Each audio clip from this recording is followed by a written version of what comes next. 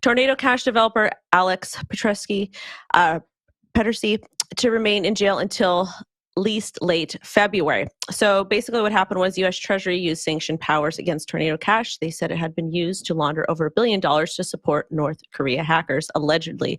The dev has now been ordered to stay in jail until February. In the Netherlands, and he has been in detention since August. Prosecutors reject the argument that Tornado was a decentralized protocol, which he was powerless to control, and I believe that 100%.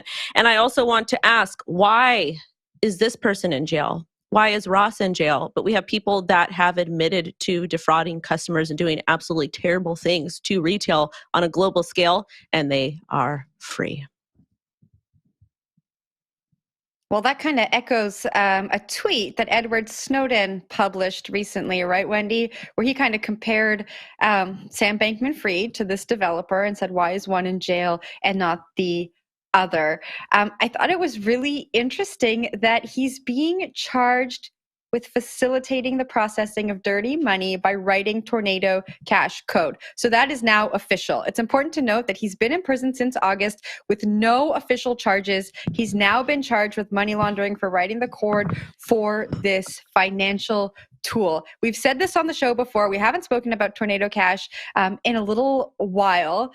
This is going to be a really dangerous case if it goes the wrong way, and it will be precedent setting. For me, it's worrying because where do we draw the line? If we say that by writing code, by creating something that enables people to make transactions, you are facilitating money laundering, where do we draw the line? I think this is another case of regulators not really understanding what's going on, using existing financial frameworks to kind of fit, what's the saying? A square peg down a circle hole. And I just think we need to pause, pump the brakes, understand what's going on, and understand that we need to update our laws so that we can properly look at this and not stop innovation. I just can't see developers continuing to innovate with the fear that they're going to go to jail, the fear that they're going to be away from their families. There's a quote at the end of this article where he says, he just wants to go home and go to church with his wife. And I think a lot of developers are sitting watching the story and are super afraid. Wendy?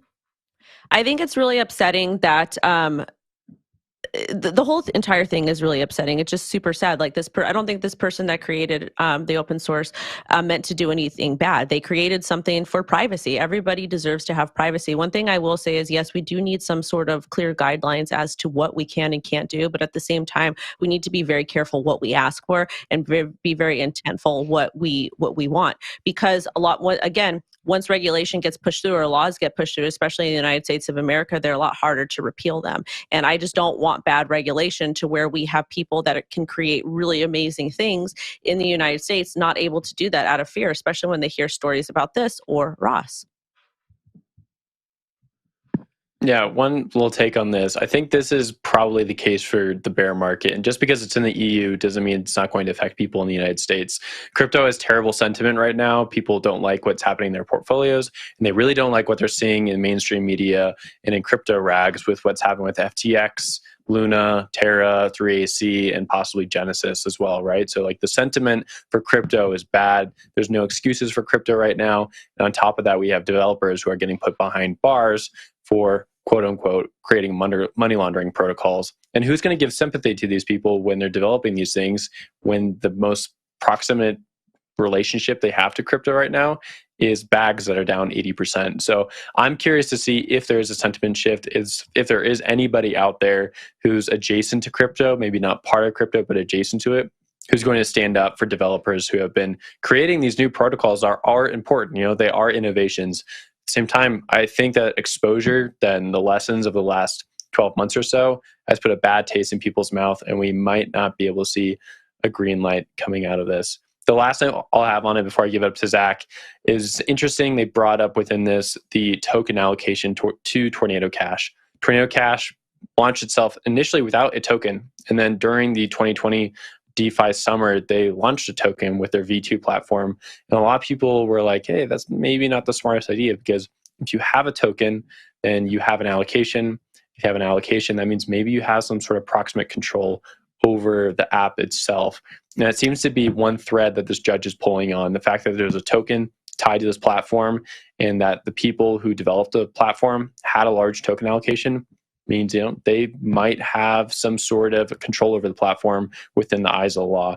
So interesting to see that thread. We'll see if it continues. Zach, I'll bounce it up to you.